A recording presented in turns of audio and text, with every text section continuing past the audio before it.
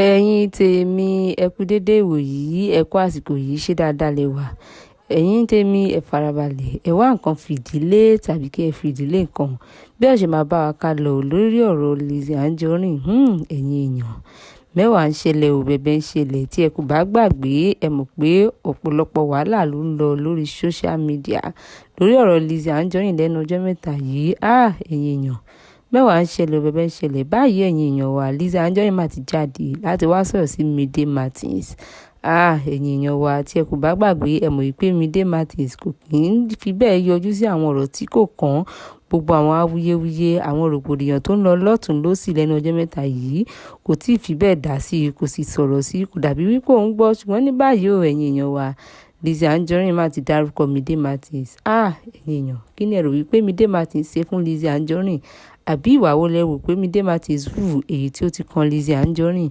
Ẹ̀yin èèyàn wa, ẹ farabalẹ̀ kí ẹ máa bá wa ká lọ nítorí wípé Lizzy Anjorin ti jáde láti wá sọ̀rọ̀ nípa Mide Martins. Ó ní wípé nígbà tí àwọn èèyàn bá fa wàhálà tó ń bá fa lọ́tùn lósì wípé òun dúró dáadáa, òun rí pé òun dúró lẹ́yìn Mide Martins.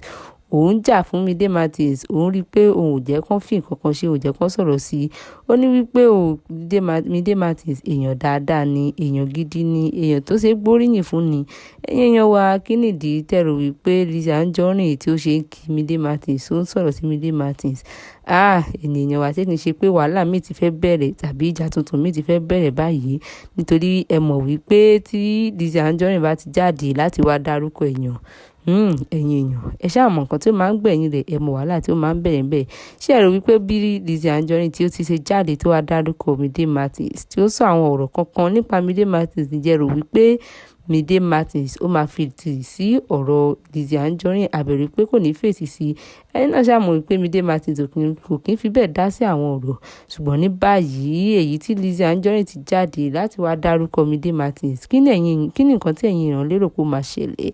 Àbí ẹ rò wípé ìjà tuntun ti fẹ́ bẹ̀rẹ̀ àbí wàhálà ti fẹ́ bẹ̀rẹ̀? Ṣé ẹ rò wípé Mide Martins ti ṣe nǹkan tó dùn Lizzy Anjorin ni? Àbí ẹ rò wípé bí Mide Martins ò ṣe dá sí àwọn ọ̀rọ̀ yìí tí ó ń lọ lọ́tùn lósì níwájú lẹ́yìn lórí social media yìí?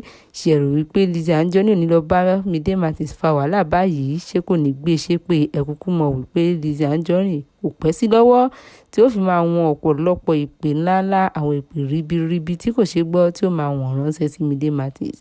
Ẹ̀yin èèyàn wa, ṣé wàhálà ti dé báyìí?